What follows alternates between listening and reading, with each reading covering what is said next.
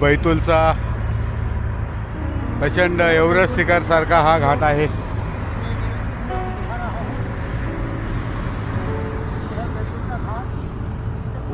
इटारसीवरून निघाल्यानंतर बैतूलकडे आम्ही जात होतो. सुमारे 100 किलोमीटरचा डिस्टन्स आहे. आता बैतूल हे जिल्ह्याचं ठिकाण थोड्याच अंतरावर आहे, परंतु आम्ही जो हा घाट चढत आहोत, पुणा मुंबई रोड, जुना पुणा मुंबई रोडमधील जसा जो खंडाळा घाट आहे, असा मोठाच्या मोठा घाट आहे. दोन्ही बाजूला घनदाट जंगल आहे.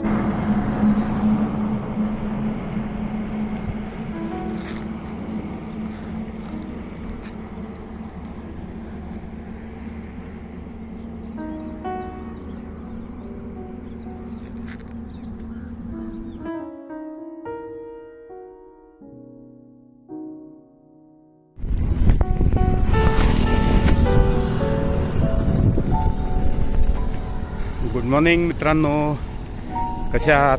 बरे आहात ना? Once again good morning. आज आमचा K2K सायकल राईड जय हिंद यात्रा याचा 28वा दिवस आहे. तर आम्ही मध्य प्रदेशमधील बैतूल या मोठ्या जिल्ह्याच्या ठिकाणी पोहोचत आहोत.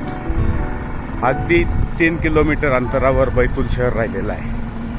काल 10 तारखेला आम्ही बैतूलकडे येणाऱ्या अतिघनदाट आणि खूप चढाई असणाऱ्या घाटामधून अंतर पार करत रात्री 8:30 वाजता निमपानी म्हणून गाव आहे. त्या निमपानी गावात एक जस्सी का ढाबा, त्या जस्सीच्या ढाब्यावर आम्ही, जिथं आमची व्यवस्था प्रदीप जोशी यांचे सहकारी, स्नेही, मित्र, ते त्यांना मुलगा मानतात, त्यांनी तिथे भोजनाची आणि राहण्याची व्यवस्था केली होती. मस्त असं संध्याकाळचं जेवण झाल्यानंतर ढाब्यावर असणाऱ्या खटिया, ज्या विणलेल्या कॉट असतात, त्याच्यावर आडवं पडल्या पडल्या कधी झोप लागून गेली समजलेलं नाही. खूप सुंदर नैसर्गिक एसीचं वातावरण होतं. आता आम्ही बैतूलकडे जात आहोत. सायकलनी सुद्धा चांगली साथ दिलेली आहे.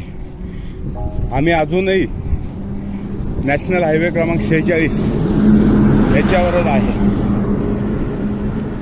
हा ग्वाल्हेरपासून ते जवळजवळ नागपूरपर्यंत हा नॅशनल हायवे क्रमांक 46 हा 2 लेनमध्ये, काही ठिकाणी 4 लेनमध्ये राहत असतो.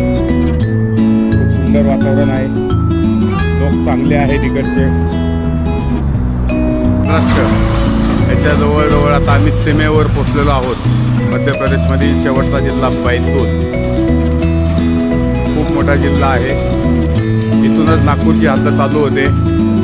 आता नागपूर सावनेर बैतूल टोल रोड में आपका स्वागत आहे असा नाही, नॅशनल हायवे अथॉरिटी ऑफ इंडियाने बोर्ड लावलेला आहे.